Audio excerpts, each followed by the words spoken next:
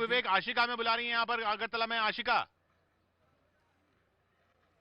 देखिए, मजलिसपुर से मंत्री हैं बीजेपी के सुशांतो जो है वो आगे चल रहे। सुशांतो चौधरी सुदीप रॉय बर्मन वेस्ट अगरतला से 2500 वोटों की बढ़त बनाकर चल रहे हैं आगे। किशोर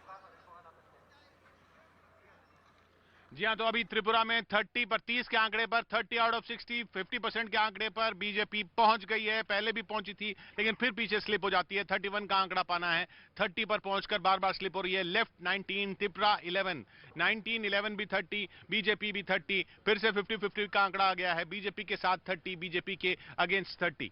किशोर, मेघालय से खबर आ रही कि यूनाइटेड यूडीपी 2 सीटों में आगे चल रही है। इसकी भी भूमिका बहुत महत्वपूर्ण होगी सरकार बनाने में। जी हाँ, पिछली बार भी यूडीपी के साथ ही सरकार बनाई थी कॉनरेड संगमा ने। यूडीपी और बीजेपी को साथ में लेकर कॉनरेड संगमा ने सरकार बनाई थी। हालांकि कांग्रेस के सबसे ज्यादा एमएलए थे।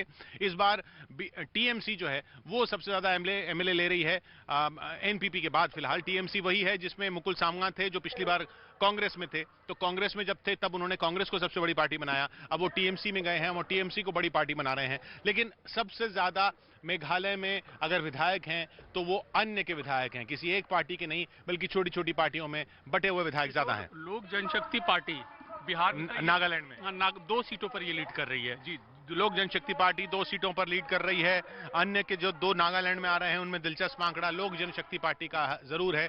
लेकिन नागालैंड में 59 सीटों पर बीजेपी एनडीपीपी का गठबंधन आगे चल रहा है, 49 सीटों पर 60 में से। तो वहां पर क्लियर है पिक्चर जहां क्लियर नहीं हो रही है और बिल्कुल नहीं होगी काफी देर तक, वो तो मेघालय लग रहा है। और पिक्चर जहां क्लियर होने का इंतजार कर रही है बीजेपी, वो त्रिपुरा है।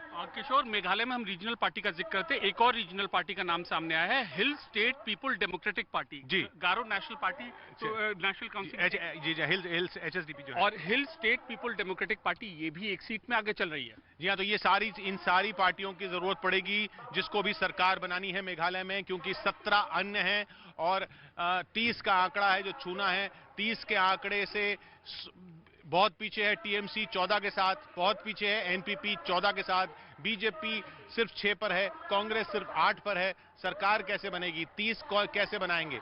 30 बनाने के लिए अन्य को लेना पड़ेगा और किसी को साथ में जुड़ना पड़ेगा। तो क्या पिछली बार की तरह गठबंधन बनेगा?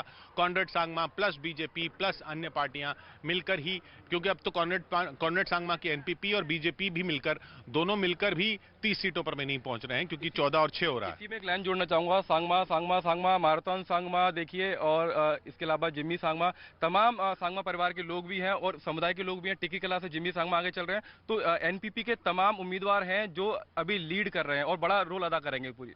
जी हाँ, तो एनपीपी, लेकिन एनपीपी को 30 पहुंचना, मेघालय में 30 तक पहुंचना एनपीपी के लिए बहुत मुश्किल खुद तो ऐसा लग रहा है। तो उसको किसी न किसी का साथ तो लेना पड़ेगा, और एक का नहीं, एक के साथ से अब होगा भी नहीं।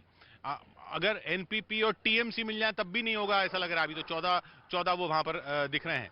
तो 30 का आंकड़ा लेने के लिए कई लोगों को साथ में आना पड़ेगा मेघालय में। किशोर, मेघालय की बात कर रहे थे तो मेघालय में कांग्रेस को जबरदस्त नुकसान हुआ, और जो नुकसान कांग्रेस को हुआ है किशोर, उसका पूरा फायदा जो इंडिपेंडेंट्स अदर्स छोटी पार्टियां उनको मिलता हुआ दिख रहा है, और तृणमूल कांग्रेस को मिलता दिख रहा है। क्योंकि मुकुल सांगमा जो कांग्रेस के मुख्यमंत्री हुआ करते थे, जो मुकुल सांगमा अपने कांग्रेस के नेता और कार्यकर्ता लेकर टीएमसी में चले गए, वो टीएमसी को बड़ी पार्टी बना गए। इस वक्त टीएमसी वहां सबसे बड़ी अकेली पार्टी है 14 सीटों पर बढ़त के साथ। एनपीपी दूसरे नंबर पर है 13 के बढ़त के साथ। लेकिन सबसे बड़ा आंकड़ा मिलाकर है अन्य का 18 सीटों के साथ। 18 सीटों पर अन्य की बढ़त है 59 में से, और 30 का आंकड़ा है बहुमत जुटाने का। त्रिपुरा पर आते हैं किशोर। सीपीआईएम के नेता उम्मीदवार हैं जितेंद्र चौधरी। अभी तक जितने भी ट्रेंड आए सबसे ज्यादा लीड इनके पास है, करीब 6000 वोटों की लीड इनको मिल चुकी है। जी हाँ, उम्मीदवार है सबरूम से। जी हाँ, सबरूम से अध्यक्ष जो हैं, जनरल सेक्रेटरी जो हैं सीपीआईएम के, वो जितेंद्र चौधरी बहुत बड़ी लीड से आगे चल रहे हैं। तो Jitendra Chaudhary is a projected chief minister space for this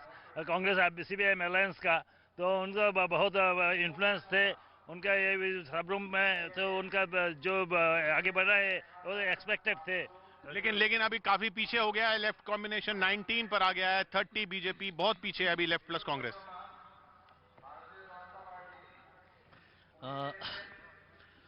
ये सीट्स कौन सी है, कहाँ पे घटी है, ये जगह देखने से पता चलेगा। अगर थोड़ा सा ये एनालिसिस करके देखें सीट्स एग्जैक्ट, देखिए अगर डिस्ट्रिक्ट वाइज हम देखें, डिस्ट्रिक्ट वाइज 6 सीटों का नुकसान हुआ है वेस्ट त्रिपुरा में। 14 में से पिछली बार 14 थी बीजेपी के पास, अब 6 सीटों का नुकसान हुआ है, सिर्फ 8 पर आगे चल रही है। सिपाही जला में बीजेपी को कोई नुकसान नहीं है, पिछली बार भी 4 थी, वो 4 पर ही आगे चल रही है।